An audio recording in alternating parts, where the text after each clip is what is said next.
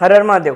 આપ સૌમાં રહેલા શિવ તત્વને મારા વંદન। મિત્રો, હું છું આપ સૌનો પ્રિય આચાર્ય સંકેત શુક્લ અને આજના વિડીયોમાં આપણે ચર્ચા કરશું કે મકર રાશિના તમામ જાતકો માટે એપ્રિલ 2026 શું લઈને આવી રહ્યું છે। તે મકર રાશિ એટલે કે જે કોઈ પણ જાતકોનું નામ ખ અને જ આ બે મૂળાક્ષર પરથી થાય છે તેની થાય છે મકર રાશિ। રાશિના તમામ જાતકો તમારી ચંદ્ર કુંડળી તમારી સ્ક્રીન ઉપર દેખાઈ રહી છે, એટલે કે આ રાશિ ભવિષ્ય આપણે ચંદ્ર કુંડળી મૂન સાઇનના આધારે સમજવાના છે। તો જે પ્રમાણે દેખાઈ રહ્યું છે તે પ્રમાણે તમારી રાશિના સ્વામી શનિ દેવતા વિરાજમાન છે જન્મપત્રિકાના તૃતીય સ્થાનમાં સૂર્ય અને મંગળ સાથે। રાહુ અને બુધની યુતિ જન્મપત્રિકાના સેકન્ડ હાઉસમાં, શુક્ર દેવતા ચતુર્થ સ્થાનમાં, ગુરુ દેવતા છઠ્ઠા સ્થાનમાં અને કેતુ દેવતા જન્મપત્રિકાના અષ્ટમ સ્થાનમાં વિરાજમાન છે। અને સાથે જ કંઈક 4 ગ્રહો આ પ્રમાણે આ તારીખોમાં રાશિ પરિવર્તન કરવાના છે। તો ચલો સમજીએ કે મકર રાશિના જાતકો એપ્રિલ 2026 તમારા માટે શું લઈને આવી રહ્યું છે તે।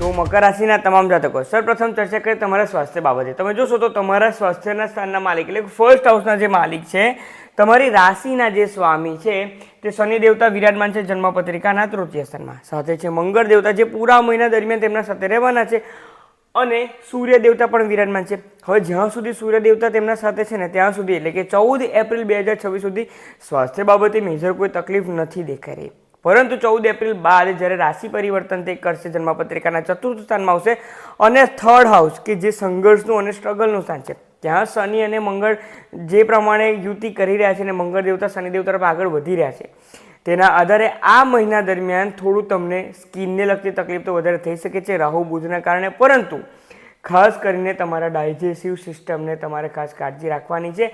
ડાયજેસ્ટિવ સિસ્ટમના કારણે થોડુંક વધારે માથુંનો દુખાવો થવો, આંખોનો દુખાવો થવો આ પ્રમાણેના સંજોગો બની શકે છે।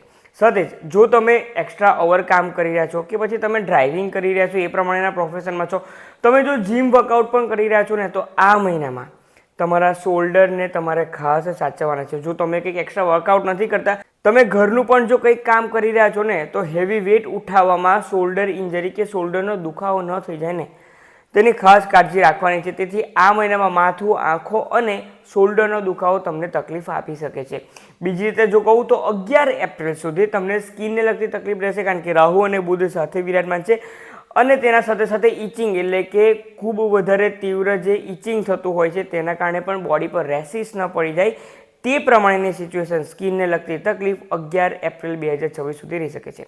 ઓવરઓલી જોવા જઈએ તો આ મહિનામાં જે અત્યારે જે તમને હાલમાં કહ્યું છે તે મેજર કોઈ વધારે ઇમ્પેક્ટ નથી આપવાનું તમને, એટલે હેલ્થ વાઇઝ જોવા જઈએ તો આ મહિનો તમારા માટે 80% સારો છે, 20% જ તકલીફ આપી શકે છે। તેથી મેં તમને કહ્યું છે કે જે બાબતોની કાળજી રાખવાનું કહ્યું છે તે કાળજી રાખો તો તમારા માટે ઘણું સારું રહેશે। વાત કરીએ તમારા ફાઇનાન્સ બાબતે। ફાઇનાન્સ સ્થાનમાં કોણ છે? રાહુ અને બુધ છે। જો તમે કોઈક ડીલ કરવા જઈ રહ્યા છો, બુધ દેવતા ડોક્યુમેન્ટના કારક છે તે, અને સાથે સાથે તે તમારા ભાગ્યના સ્થાનના માલિક પણ થઈ રહ્યા છે। જો કોઈ પણ ડીલ કરવાની હોય ને તો હું તો તમને તે જ કહું કે 11 એપ્રિલ 2024 બાદ જ તમારે કરવું જોઈએ। તે પહેલાં તમે ન કરો તેટલું વધારે સારું। ભલે બુધ દેવતા નીચ રાશિમાં સ્થાન છે, પરંતુ તે ત્યાંથી પોતાના ઉચ્ચ સ્થાનને અને પોતાની જ રાશિ પર દ્રષ્ટિ કરવાના છે। તેથી કોઈ પણ ફાઇનાન્શિયલ ડીલ, ફાઇનાન્શિયલ ડિસિઝન પર જો કંઈ પણ લેવું હોય, કોઈક મોટી વસ્તુ પરચેસ કરવી હોય, EMI સ્ટાર્ટ કરાવવી હોય, તો 11 એપ્રિલ બાદ જો તમે કરાવશો તો તે તમારા માટે ઘણું સારું સાબિત થઈ શકે છે। ઓવરઓલ જોઈએ તો આ મહિનો તમારા માટે ફાઇનાન્સિસ વાઇઝ ડિસિઝન લેવાનું તો આવી શકે છે, પરંતુ તે 11 એપ્રિલ 2024 બાદ જ તમારે કરવાનું છે। ફાઇનાન્શિયલ લાભ પણ છે જે હું તમને હવે જણાવવાનો પણ છું, જે તમને જાણીને ખૂબ ખુશી થઈ પણ શકે છે। વાત કરીએ તમારા ફેમિલી મેટર્સ બાબતે તો રાહુ અને બુધ ત્યાં છે, તો તેમાં ખાસ કરીને તમારા ઘરના વડીલો સાથે, તમારા ઇનલોઝ સાથે કે તમારા માતા પિતા સાથે બોલવામાં કંઈક તમારાથી કંઈક વધારે ન બોલાઈ જાય તેની ખાસ કાળજી રાખવાની છે। તમારી ટંગ, તમારી જીભને થોડુંક વધારે આ મહિનામાં કંટ્રોલમાં રાખવું પડશે, ખાસ કરીને ફેમિલી મેટરમાં, નહીંતર અર્થનો અનર્થ થતાં વાર નહીં લાગે। રાત્રે થયેલો નાનો ઝઘડો સવારમાં વધારે તકલીફ પહોંચાડી શકે છે।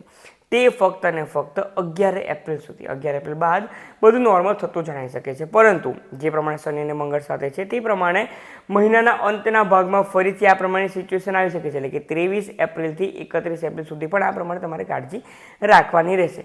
વાત કરીએ તમારા સંતાન બાબતે। હવે તમે જોશો તો સંતાન સ્થાનના માલિક છે શુક્ર દેવતા, જે વિરાજમાન છે જન્મપત્રિકાના 4th હાઉસમાં, અને શુક્ર દેવતા 19 એપ્રિલ બાદ આવી રહ્યા છે પોતાની જ રાશિમાં, એટલે કે તે તમારા પંચમ સ્થાનમાં જવાના છે. અને તેના કારણે તમારા સંતાન બાબતે જે કંઈ પણ તકલીફ હતી, સંતાનને કોઈક સ્વાસ્થ્યની તકલીફ હતી કે સંતાનની કંઈક એક્ઝામની તકલીફ કે કંઈ પણ હતું એડમિશનનું, તમામ આ મહિનામાં તમને તેમાં સફળતા મળવા જઈ રહી છે. સંતાનનું સ્વાસ્થ્ય તો સારું રહેશે જ, પરંતુ સંતાન જો કોઈ કોમ્પિટિટિવ એક્ઝામમાં છે કે કોઈ પણ રીતે આગળ વધી રહ્યું છે તે બાબતે ઘણું સારું રહી શકે છે. જે કોઈ પણ વિદ્યાર્થીઓ છે મકર રાશિના, અને જો તમે પણ વિડીયો જોઈ રહ્યા છો તો આ મહિનો તમારા માટે ખૂબ સફળતા લઈને આવી રહ્યો છે, કારણ કે એજ્યુકેશન વાઇઝ આ મહિનો તમને ઘણું સારી રીતે આગળ વધી શકે છે, પ્રગતિ કરાવી શકે છે. તમારી રોકાયેલી સ્કોલરશિપ હોય કે કોઈ પણ પ્રમાણેની એડમિશનની પ્રોસિજર હોય તે તમામ તમને પ્રાપ્ત થઈ શકે છે. હવે જન્મના ગ્રહો તો ફેવર કરી રહ્યા છે, પછી ભલેને તમારી જન્મપત્રિકાના ગ્રહો ખરાબ હોય, શુક્ર દેવતા 2nd હાઉસમાં પોતાની રાશિમાં આવી રહ્યા છે, તે તમને મદદ કરશે અને અવશ્ય મદદ કરશે, કારણ કે એજ્યુકેશનના કારક એજ્યુકેશનના સ્થાનમાં, એટલે ઓબ્વિયસ છે એજ્યુકેશનમાં તે તમને મદદ કરશે જ, સંતાન બાબતે સફળતા અપાવશે જ. તેથી આ મહિનો ઘણો સારો રહી શકે છે. હવે જે ખાસ તમને વાત કહું તો ગુરુ દેવતા જન્મપત્રિકાના 6ઠ્ઠા સ્થાનમાં છે, જે માર્ગી અવસ્થામાં આવી ગયા છે. એકચ્યુઅલમાં જોવા જઈએ તો ગુરુ દેવતા જ્યારે 2nd જૂન બાદ સપ્તમ સ્થાનમાં આવશે ત્યારબાદ જ ઘણા બધા ચેન્જીસ લાવશે. પરંતુ જો તમારી કોઈ કોમ્પિટિટિવ એક્ઝામ છે, ગુરુ દેવતા ગ્રોથના કારક છે, અને આ જે છે તે કોમ્પિટિશનનું સ્થાન છે. ગુરુ દેવતા તમારી મહેનતનું તમને યોગ્ય ફળ અપાઈ શકે છે. જો 11 એપ્રિલ બાદ કોઈ રિઝલ્ટ આવી રહ્યું છે કે 11 એપ્રિલ બાદ જો કોઈ પણ કોમ્પિટિટિવ એક્ઝામ છે, પૂરેપૂરી તૈયારી કરો, કારણ કે તમે ઘણું સારી રીતે સફળતા મેળવી શકો છો. તે ફક્ત ગુરુદેવ નહીં પરંતુ બુધદેવને અનુલક્ષીને, શુક્રદેવને અનુલક્ષીને પણ હું તમને કહી રહ્યો છું, જેથી જે કોઈ પણ જ્યોતિષ શાસ્ત્રના જિજ્ઞાસુઓ છે તેમને પણ સમજાય કે કયા આધારે હું આ તમને ફળાદેશ કહી રહ્યો છું. તે વાત કરીએ તમારા લગ્ન જીવન બાબતે. લગ્ન જીવન સ્થાનના માલિક ચંદ્ર દેવતા, જે દરેક અઢી દિવસે રાશિ પરિવર્તન કરતા હોય છે, પરંતુ લગ્ન જીવન તમારા માટે સારું ક્યારે થશે? જ્યારે ગુરુ દેવતા જન્મપત્રિકાના સપ્તમ સ્થાનમાં આવશે, એટલે કે 2nd જૂન બાદ લગ્ન જીવન ઘણું સારું છે. પરંતુ આ મહિના દરમિયાન જે પ્રમાણે સંજોગો બની રહ્યા છે તે પ્રમાણે લગ્ન જીવન મિશ્ર ફળદાયી સાબિત થઈ શકે છે. મિસઅન્ડરસ્ટેન્ડિંગ ન થઈ જાય તેની કાળજી રાખવાની છે. કોના તરફથી થશે? તો તે તમારા લાઈફ પાર્ટનરના સાઈડથી થશે. તમે ગમે તેટલું પણ સાચવવાનો પ્રયત્ન કરશો ને છતાં પણ તે તમને વધારે ઇમ્પોર્ટન્સ નથી આપી રહ્યા, તે બીજી બધી જે કંઈ પણ વાતનું મહત્વ નથી તેને વધારે ઇમ્પોર્ટન્સ આપી રહ્યા છે, અને તમને નથી આપી રહ્યા. તમારું સ્વાસ્થ્ય પણ જો ખરાબ થઈ રહ્યું છે તો તે પણ ક્યાંક ને ક્યાંક, જો તમારા સપ્તમ સ્થાનના માલિક જન્મપત્રિકાના, તમારી જન્મપત્રિકાના ખરાબ છે તો તે તમારા હેલ્થની પણ કંઈ કેર નથી રાખી રહ્યા. આ પ્રમાણની સિચ્યુએશન આ મહિના દરમિયાન રહી શકે છે. તેથી લગ્ન જીવન શક્ય બને તેટલું તમારે જ આ મહિનામાં 80% આપવું પડશે. લાઈફ પાર્ટનરનો સપોર્ટ આ મહિનામાં થોડોક ઓછો જણાઈ રહ્યો છે. તેથી તમારા જીવનમાં જે કંઈ પણ તકલીફ છે તમે તેમને કહેવાનું રાખો, જેથી આગળ જતાં જ્યારે સારા સંજોગો આવે ત્યારે તમે કહી શકો સામેથી કે મેં તો તમને કહ્યું જ હતું કે મને આ તકલીફ છે, પરંતુ તમે તે સાંભળ્યું નથી. તેથી જ કહી રહ્યો છું, આ સમયમાં તમારે તેમની પાસેથી સપોર્ટ માગવાનો છે. 2nd જૂન બાદ લાઈફ પાર્ટનરને પણ સારું છે, અને લાઈફ પાર્ટનરનું સુખ પણ તમારા માટે ઘણું સારું છે. તેથી મકર રાશિના જાતકો, જો તમારું લગ્ન નથી થયું, લગ્ન માટે કોઈ લાઈફ પાર્ટનર શોધી રહ્યા છો, તો મે મહિનાથી જ ઘણું સારું પાત્ર મળવા લાગશે, કારણ કે જૂન મહિનામાં તો ગુરુ દેવતા જન્મપત્રિકાના સપ્તમ સ્થાનમાં આવી રહ્યા છે. એપ્રિલ મહિનામાં પણ તમારા માટે સારી એવી વાતો આવી શકે છે. તેથી લગ્ન ઈચ્છુક લોકોના લગ્ન માટે પણ સંજોગો બની રહ્યા છે, પરંતુ જો લગ્ન થઈ ગયા છે તો તમારે એક્સ્ટ્રા એફર્ટ આપવી પડશે, તે કોઈ જ નહીં બદલી શકે. તેથી જ કહું છું, તમારે ખાસ કાળજી રાખવાની છે. ઉપાય શું કાં છે તે તો હું તમને આપી જ રહ્યો છું. વાત કરીએ તમારા ભાગ્ય બાબતે, તો ભાગ્યસ્થાનના માલિક બુધ દેવતા વિરાજમાન છે રાહુ દેવતા સાથે 11 એપ્રિલ સુધી, જાણે ભાગ્યનો સાથ નથી મળતો. એટલે કે કંઈક દેખાઈ રહ્યું હતું અને અચાનક જ તે ઓપોર્ચ્યુનિટી આવતા વેનિશ થઈ ગઈ 11 એપ્રિલ સુધીમાં. મારા શબ્દો પર ભાર આપી રહ્યો છું. 1 થી 11 એપ્રિલમાં ભાગ્યનો સાથ નથી મળી રહ્યો. 1 થી 11 એપ્રિલમાં જાણે દરેક તરફથી તમને ફેલિયર મળી રહ્યું છે. 1 થી 11 એપ્રિલમાં આવતી તક પણ જઈ રહી છે. સંજોગો ત્યાં બની શકે છે, પરંતુ 11 એપ્રિલ બાદ જાણે ઇન્ટરવલ બાદ કયા પ્રમાણે પિક્ચરની સ્ટોરી બદલાઈ જાય છે તે પ્રમાણે જ 11 એપ્રિલ બાદના સંજોગો બની રહ્યા છે. તેથી 11 એપ્રિલ સુધી લકવાઇઝ અને તમારા ભાગ્યના બાબતે તમારે કાળજી રાખવાની છે. ત્યાર પછી ઘણું સારું છે. વાત કરીએ સૌથી વધારે મહત્વપૂર્ણ, જે હું તમને કહેવા માટે ક્યારનો આતુર થઈ રહ્યો છું. તમે જોશો તો 10મા સ્થાનમાં, એટલે કે કરિયરના સ્થાનના માલિક જે છે તે પંચમ સ્થાનમાં આવી રહ્યા છે. અત્યારે હાલમાં 19 એપ્રિલ સુધી તે જન્મપત્રિકાના 4થું સ્થાનમાં રહીને ત્યાંથી દ્રષ્ટિ તો કરવાના છે શુક્ર દેવતા, તુલા રાશિના માલિક જે થાય છે તે. ત્યારબાદ તે પંચમ સ્થાનમાં, અને સૌથી મોસ્ટ ઇમ્પોર્ટન્ટ, સૂર્ય દેવતા રાશિ પરિવર્તન કરીને આવી રહ્યા છે પોતાની ઉચ્ચ રાશિમાં, અને ત્યાંથી તે ઉચ્ચ દ્રષ્ટિ કરશે career wise, work place wise, office, job, promotion, increment. Congratulations, ઘણા સારા સંજોગો બની રહ્યા છે. તમે કહેતા હતા ને અત્યાર સુધી કે 7.5 બહુ તકલીફ કરી. ઘણા લોકો નવી જોબ કેટલાક લોકોને મળી શકે છે, ઘણા લોકોને નવી સેલેરી ઇન્ક્રીમેન્ટ ઘણું સારું આવી શકે છે, પ્રમોશન પણ મળી રહ્યું છે. તમારા માન સન્માન, પદ પ્રતિષ્ઠામાં આ મહિનામાં વધારો થશે જ.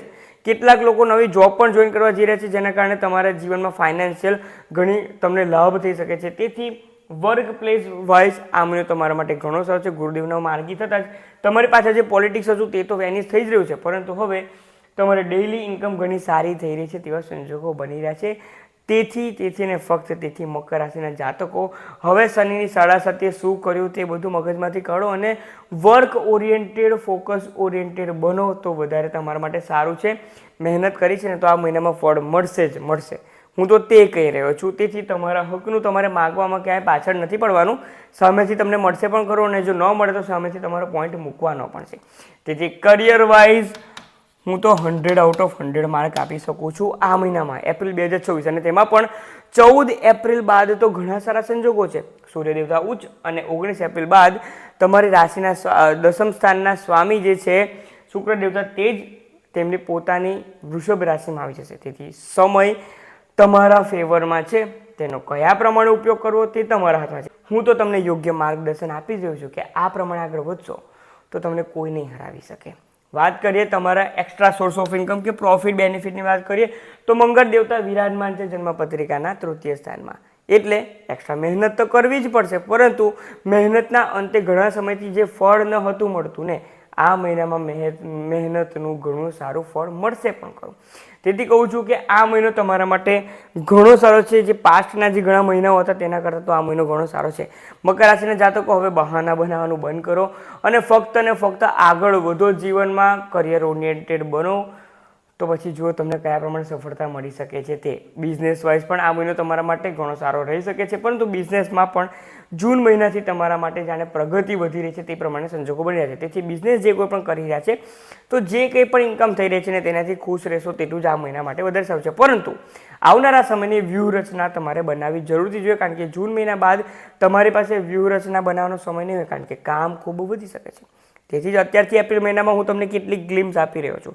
તો મકર રાશિના તમામ જાતકો ઉપાય શું કરવાના છે? ઉપાય તરીકે સૂર્ય દેવતા આ મહિનામાં તમારા કરિયરને એક્ટિવ કરી રહ્યા છે, તો સૂર્ય દેવતાને જ એક્ટિવ કરો. અને સૂર્ય દેવતાને એક્ટિવ કરવા માટે ફક્ત જળ નથી ચડાવવાનું. સૂર્ય દેવતા પહેલાં ઉઠવાની પ્રેક્ટિસ કરો. સાથે સાથે આદિત્ય હૃદય સ્તોત્રનો પાઠ સવારમાં તમારે કરવો જોઈએ. સૂર્યદેવને જળ ચડાવો, પરંતુ તે તાંબાના લોટામાં સ્વચ્છ જળ લઈને થોડાક ચોખા, ઘઉં અને ગોળ આ 3 વસ્તુ ભેગા કરો, અને ત્યારબાદ સૂર્યનારાયણ દેવતાને જળ અર્ઘ્ય આપવું જોઈએ તમારે. જેના કારણે આ મહિનામાં જે કંઈ પણ લેક ઓફ સેલ્ફ કોન્ફિડન્સ જે રહી રહ્યું હતું પાસ્ટ મહિનામાં, તમામ full of energy, full of કોન્ફિડન્સથી આ મહિનામાં તમે આગળ વધી શકો છો. તેથી જ આ સાધારણ ઉપાય છે, પરંતુ ખૂબ અસરકારક છે, જે દેશ અને વિદેશમાં થઈ શકે છે.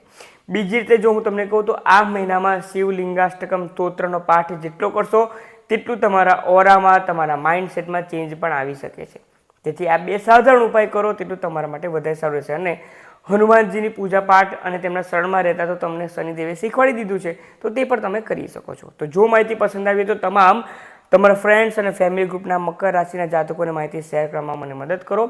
જો માહિતી પસંદ આવી હોય તો સબસ્ક્રાઇબ કરવાનું પણ ન ભૂલશો. આપ સૌમાં રહેલા શિવ તત્વને મારા વંદન. ઓમ નમઃ શિવાય.